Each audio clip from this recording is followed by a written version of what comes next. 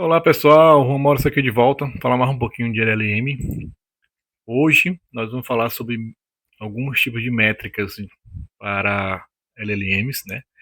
Na verdade, métricas para respostas textuais, seja gerado por LLM ou seja gerado por humanos, não importa.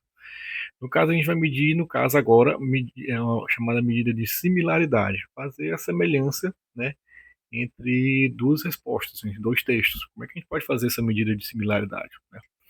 Então, a gente tem basicamente duas formas, tem mais formas, mas eu vou trazer hoje aqui nesse vídeo duas formas: similaridade de cosseno, né, que ele mede o ângulo entre os vetores de texto, né.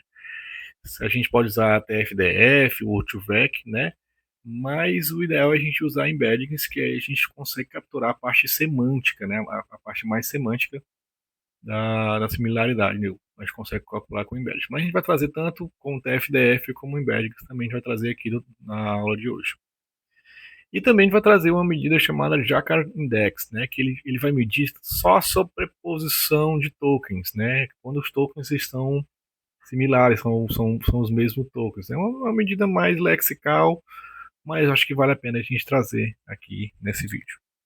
Bem, pessoal, nós estamos usando aqui nossa mesmo Colab, que já teve aquelas respostas dos vídeos anteriores, que a gente utilizou o ChatGPT, Gemini, e lá no comecinho também a gente utilizou com o Grok um modelo Llama, né? E a gente vai utilizar as mesmas respostas que já foram geradas em vídeos anteriores para fazer os cálculos aqui das métricas. Nesse caso não é métrica de avaliação, é uma métrica de similaridade que a gente vai utilizar começando com o Jacquard Index, né? Então, como eu disse, o Jacquard Index é uma similaridade lexa, simples. Ele vai simplesmente medir a sobreposição de tokens, né? E aí o que é que eu vou fazer? Eu criei esse método que calcula, ele recebe os textos e transforma em tokens, né? E ele vai verificar a interseção desses tokens aqui, né? A união, a interseção, e fazer um cálculo em cima disso, que é dividindo o tamanho da interseção pelo tamanho da união. É um cálculo simples de tamanho de interseção e divisão pelo tamanho da união, que eu vou retornar o valor do Jacquard Index. E eu vou fazer duas vezes. Eu vou criar o resultado Jaca 1, que é a comparação da resposta que foi gerada lá no Gemini, a resposta anterior, e uma resposta também do GPT. Depois eu vou fazer o Jaca 2, que é a resposta do Gemini versus a resposta que foi gerada lá no Llama, né? Vamos rodar aqui. Ele é bem simples, é rápido também.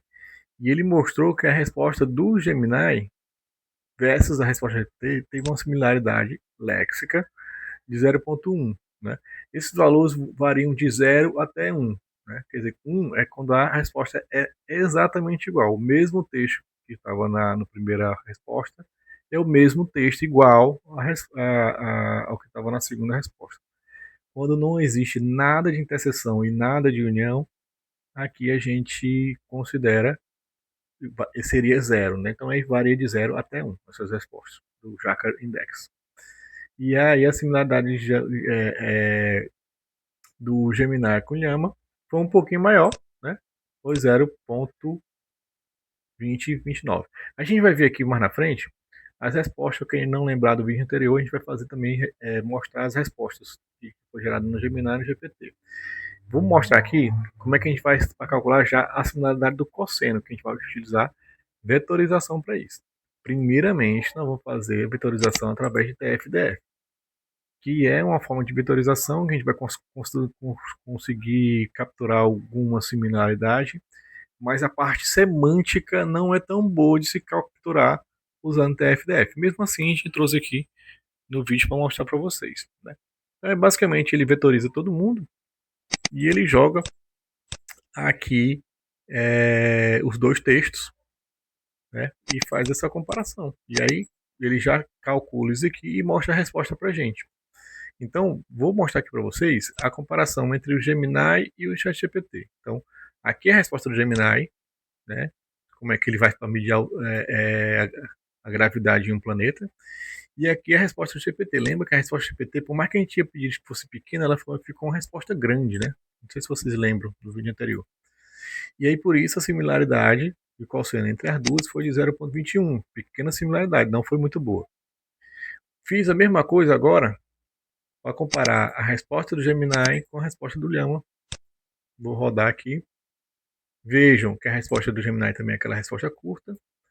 E a resposta do Llama, bem aqui, né? A partir daqui a resposta do Llama, também é uma resposta curta, mas não está tão igual, né? Por mais que sejam curtas as duas. E o que tem um pouquinho de parecido aí talvez seja a fórmula, né? O G igual, aí nem a fórmula não está completamente igual. E por isso não está muito, não tá um pouquinho diferente, né? Essa medida de similaridade deu 0,2580, talvez por isso não tenha dado muito boa, né? E o ideal nesse caso é a gente procurar uma medida mais semântica que usa embedded, que é o que a gente vai fazer posteriormente. E para finalizar nosso vídeo, a gente vai fazer uma medida de similaridade de cosseno agora usando embeddings, né? Aí a gente já vai usar um sentence transform e a gente vai usar essa medida do cosseno aqui da mesma forma. O modelo que a gente buscou na internet aqui, verificou, que é um bom modelo para similaridade, é esse AL-Mini LM L6V2. Mas vocês podem procurar outros modelos de sentence transform que também possa ser utilizado. Isso aqui é uma dica, mas pode ser alterado, né? Então o que é que eu vou já deixar rodando aqui, ele demora um pouquinho.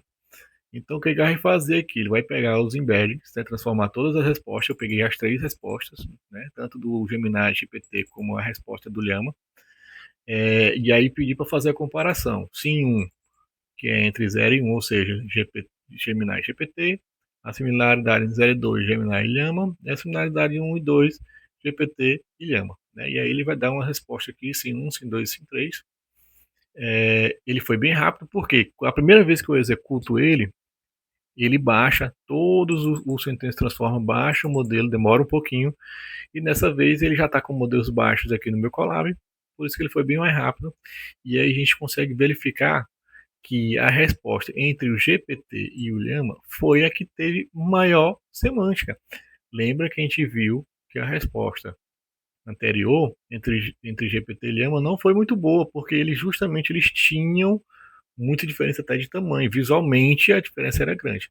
Mas se a gente for pensar na similaridade semântica, ou seja, o que ele realmente respondeu, o que semanticamente importa, o único que atingiu um nível acima de 0,8, né? E a gente considera que o valor acima de 0,8 é um valor considerado altamente semântico, e o único que atingiu esse valor foi justamente a resposta entre o GPT e a resposta do Llama. E é isso, pessoal. Até o próximo vídeo.